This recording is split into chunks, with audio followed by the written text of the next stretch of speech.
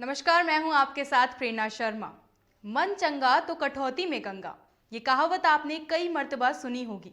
इसका अर्थ है, अगर आपका मन पवित्र है तो साक्षात भगवान आपके हृदय में निवास करते हैं। क्या आप जानते हैं ये महान कहावत देने वाले संत आखिर थे कौन? ये थे गुरु रविदास। आज संत गुरु रविदास की 665वीं जयंती है। इन्हें गुरु रविदास, रैदास, रोहिदास कई नामों से जाना जाता है।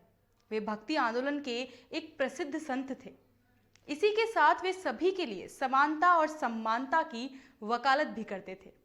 चाहे उनकी जाति कुछ भी हो, उन्होंने लैंगिक समानता को बढ़ावा दिया और लिंग या जाति के आधार पर समाज के विभाजन का विरोध किया। कुछ लोग ये भी कहते हैं कि वे एक दूसरे प्रमुख भक्ति आंदोलन कवि मीराबाई के आध्यात्मिक मार्गदर्शक भी थे। वैसे तो संत रविदास जी की और भी प्रसिद्ध कहावतें हैं, लेकिन आज हम आपको मन चंगा तो कठौती में गंगा, इस कहावत के पीछे की कहानी बताने जा रहे हैं। गुरु रविदास जूते बनाने का काम करते थे और इस काम से उन्हें जो भी कमाई होती थी उससे वे संतों की सेवा किया करते थे। एक दिन रविदास जूते बनाने में व्यस्त थे कि तभी उनके पास एक ब्राह्मण आया और उनसे कहा कि मेरे जूते टूट गए हैं, इन्हें ठीक कर दो। रविदास उनके जूते ठीक करने लगे और उसी दौरान उन्होंने ब्राह्मण से पूछ लिया कि वे कहाँ जा रहे हैं। ब्राह्मण ने जवाब दिया, मैं गंगा स्नान करने जा रहा हूँ, पर चमड़े का काम करने वाले तुम क्या जानो कि इससे कितना पुण्य मिलता है। इस पर रविदास जी ने कहा कि आप सही कह रहे हैं ब्राह्मण देवता, हम नीच और मलिन लोगों के गंगा स्नान करने से गंगा अपवित्र हो जाएगी। जूते ठीक होने के बाद ब्राह्मण ने उसके बदले उन्हें एक कौड़ी मूल्य देने का प्रयास भी किया। तो संत रविदास ने कहा कि इस कौड़ी को आप मेरी ओर से गंगा मैया को अर्पित कर देना और कहना रविदास की भेंट।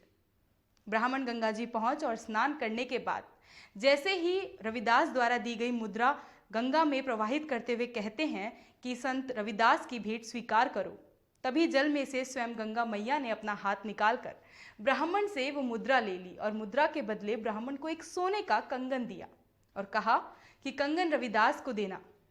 सोने का रत्न जड़ित अत्यंत सुंदर कंगन देखकर ब्राह्मण के मन में लालच आ गया और उसने सोचा कि घर पहुंचकर वह कंगन अपनी पत्नी को देगा, जिसे पाकर वो बहुत खुश हो जाएगी। पत्नी ने जब वह कंगन देखा तो उसने सुझाव दिया कि क्यों ना रत्न जड़ित यह कंगन राजा को दे दिया जाए, जिसके बदले वो प्रसन्न होकर हमें मालामाल कर सकते हैं। पत्नी की बात सुनकर ब्राह्मण राज दरबार पहुंचा और कंगन राजा को भेंट किया। तो राजा ने ढेर सारी मुद्राएं देकर उसकी झोली भर दी और वह कंगन अपनी महारानी के हाथ में पहनाया।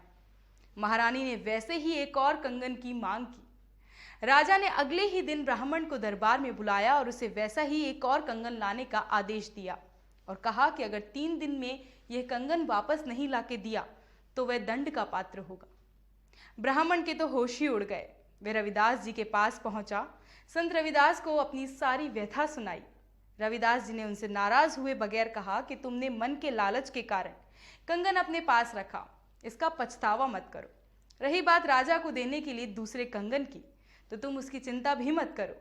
उन्होंने अपनी वह कठौती यानी कि चमड़ा भिगोने के लिए जो पानी से भरा पात्र था उठाया और गंगा मैया का आह्वान करते हुए अपनी कठौती से जल छिड़का।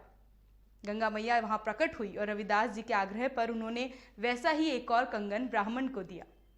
यहीं से एक कहावत आई, मन चंगा तो कठौती में गंगा। आज इसी महान संत की हम जयंती मना रहे हैं। नमस्कार।